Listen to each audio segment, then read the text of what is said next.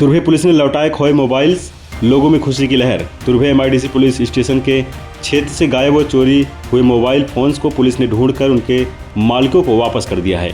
चोरी हुए अथवा खोए हुए मोबाइल फोन्स जांच करने के लिए CIR पोर्टल तैयार किया गया है, जिसके माध्यम से मोबाइल फोन्स को बड़े ही आसानी से ट्रैक किया जा सकता है। उसी पोर्टल का उपयोग कर नवी मुंबई पुलिस ने करीब 37 मोबाइल फ़ोन बरामद किए थे, जिसकी बाज़ार में कीमत लगभग 6,86,800 रुपये थी। पुलिस ने उन सभी मोबाइल्स को उनके मालिकों के हवाले कर दिया है।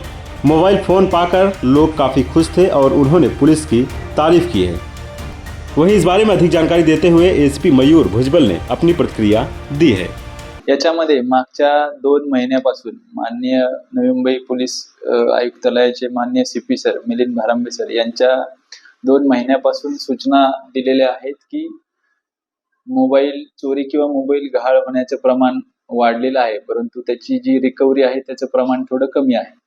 तर 2 महिन्यापूर्वी आपण सर्व पोलीस स्टेशन मधील जे सायबर एक्सपर्ट आहेत किंवा CIR पोर्टल जे बघतात अशा सर्व अंमलदारांचं ट्रेनिंग क्राईम ब्रांचने आयोजित केलं होतं।